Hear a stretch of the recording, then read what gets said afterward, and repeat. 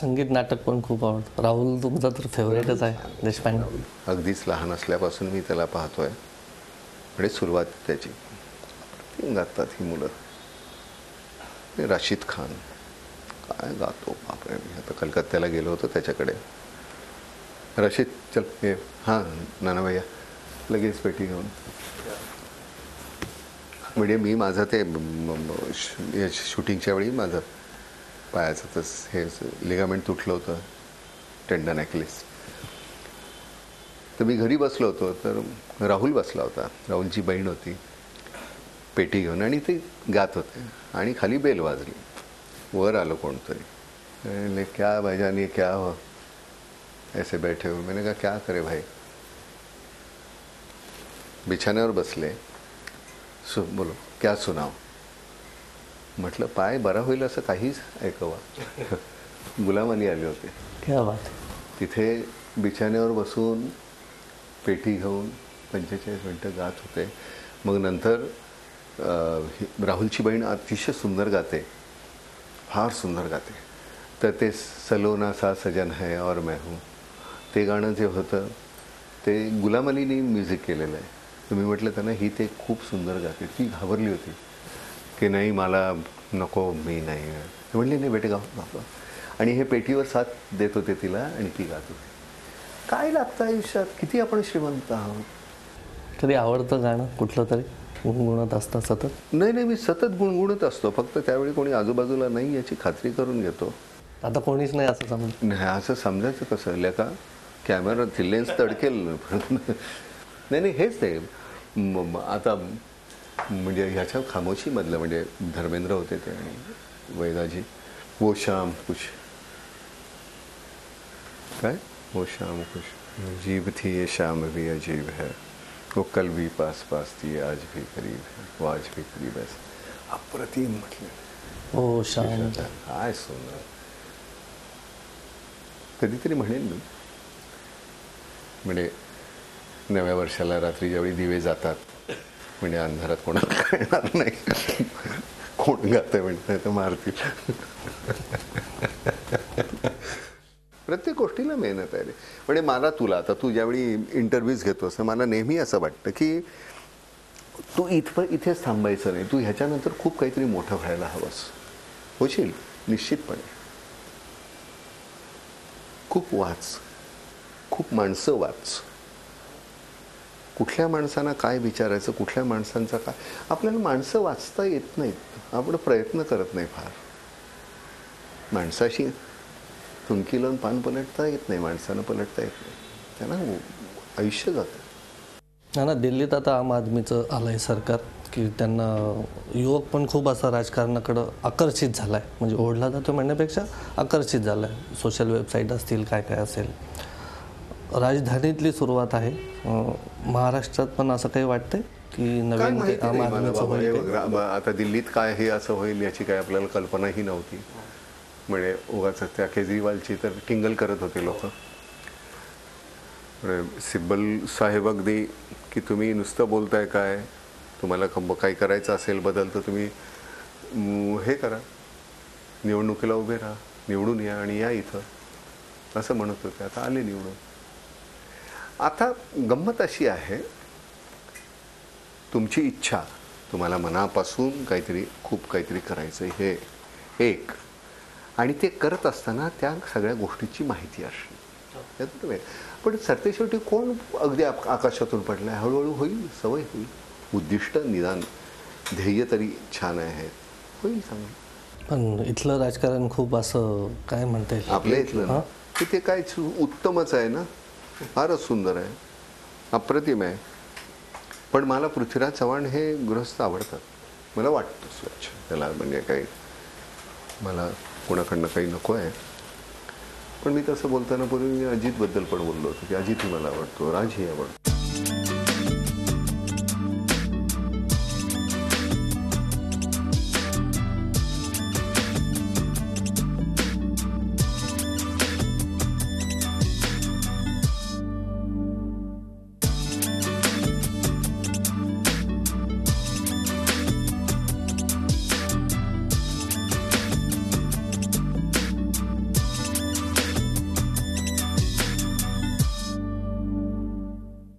मल्हारचा विषय आहे.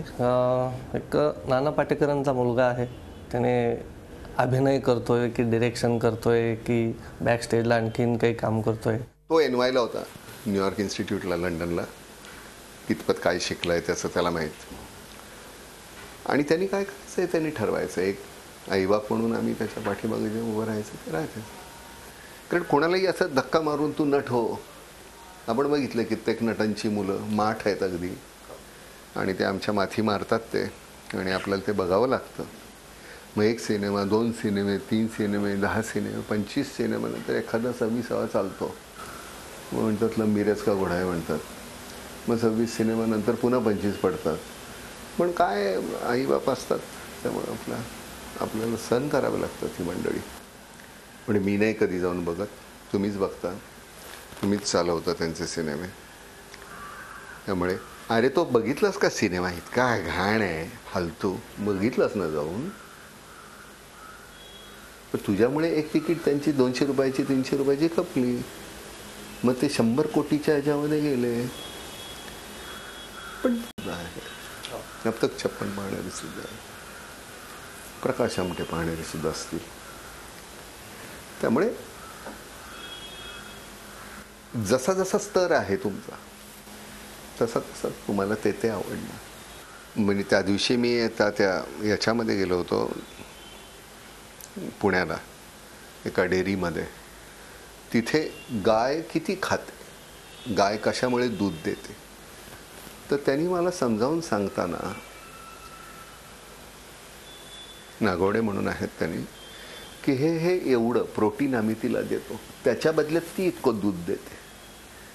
आणि हे जे आहे गवत, जे आपण हिरवं गार गवत वगैरे, त्यांनी यामुळे गाय दूध देत नाही. हे तिचं पोट भरण्यासाठी फक्त असतं, ते दुधासाठी नाही. दुधासाठी फक्त हे. मग त्यांनी ऊसाचे ते सगळे हे त्याचं ते कापलेलं, ह्याला उदरभरण म्हणतात. तर काही गोष्टी उदरभरणासाठी असतात आणि काही गोष्टी ताकदीसाठी असतात. ताकदीच्या गोष्टी पोटभर खाता येत नाहीत, ते तसे सिनेमे असतात काही.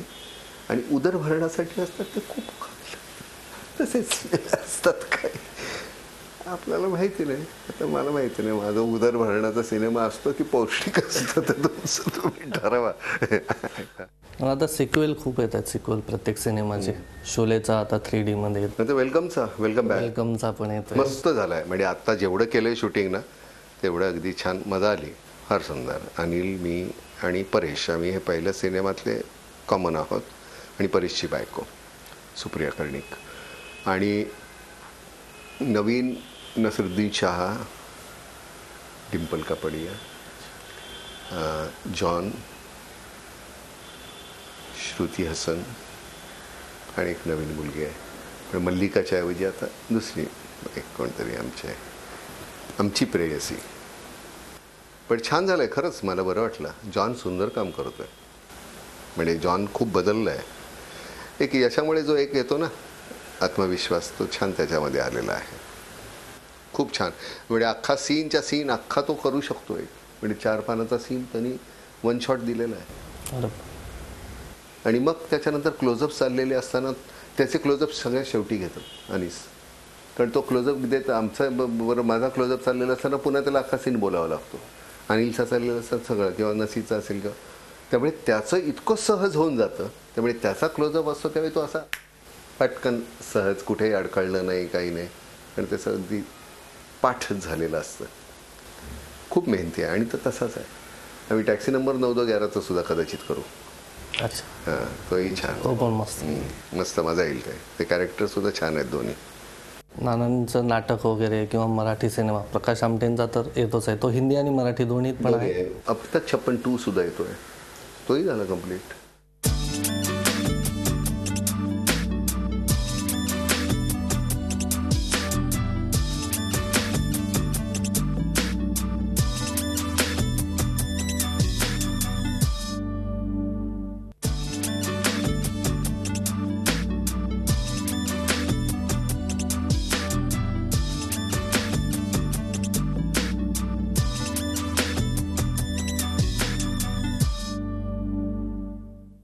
पण बरेचदा म्हणतो की काय जनावरासारखा वागतोस, पण ते आनंदवन असा आहे की तू माझा आहेस, ही जी वृत्ती आहे ती तुमच्या रंध्रातून त्यांच्यापर्यंत पोचत असते रे.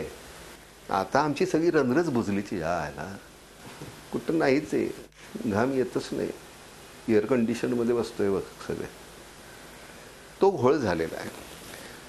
एकमेकांबद्दलचा विश्वास संपायला लागला आहे कुठेतरी. मी माझं एवढंच काहीतरी वर्तुळ राहते.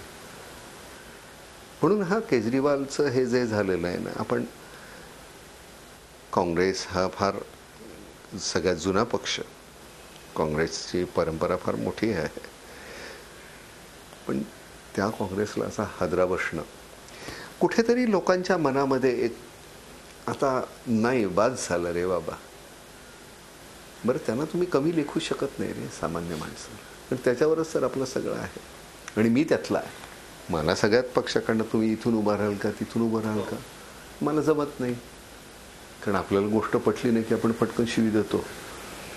रोज कुठे पक्ष बदलणार, महिन्याभरात सगळे पक्ष संपतील, मग पुन्हा पक्ष, मग जो आहे तो काय बरा आहे की नाही का रोज. कारण तिथे कसं आहे, तू केलेली चूक सुद्धा त्याची भलामण मला करावी लागते. मला म्हणावं लागतं की नाही, हा तो बोललाय, त्यांच्या मनात असं नव्हतं, त्यांना म्हणायचं हे असं होतं, आता हे करावं लागतं. बरं, मला हातून माहिती आहे की तू हलकट आहेस, पण तू हलकट आहेस हे मला बोलून चालत नाही, कारण तू माझ्या पक्षाचा आहेस.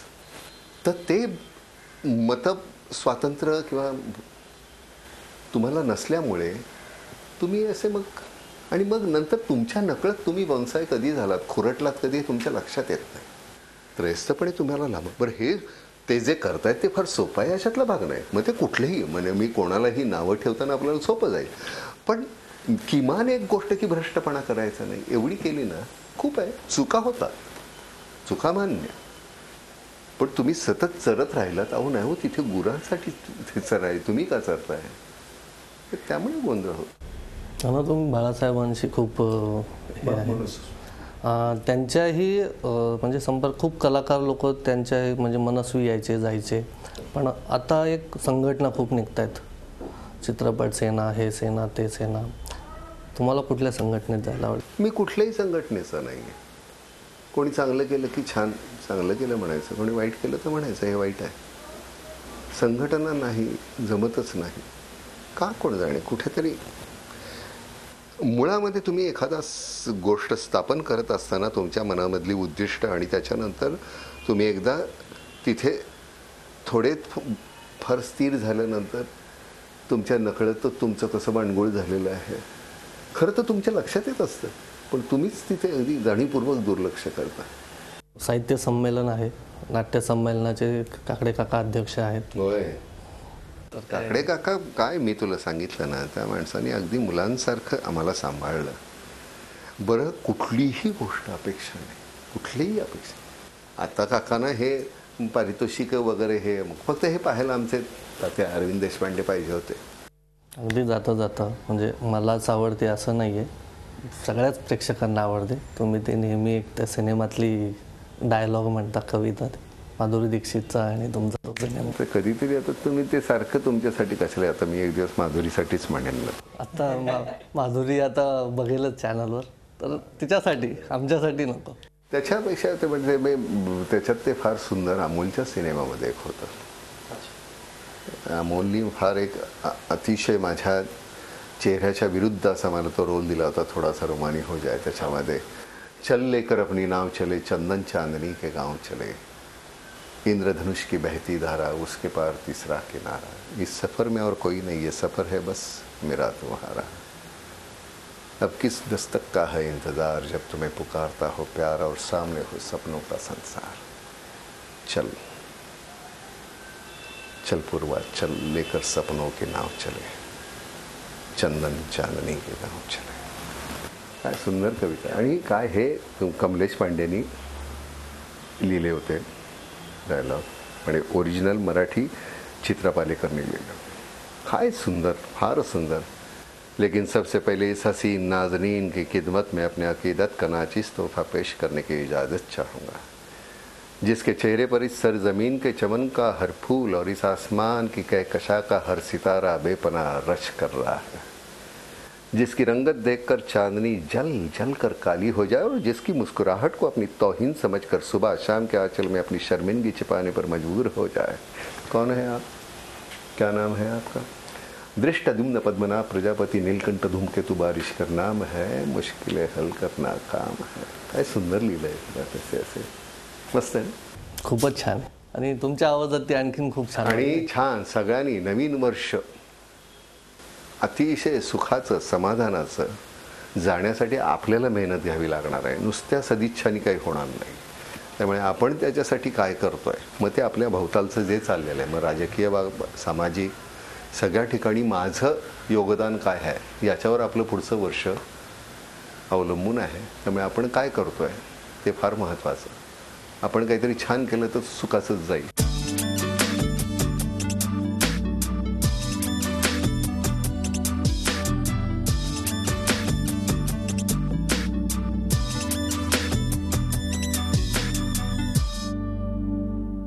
झी 24 तास एक पाऊल पुढे.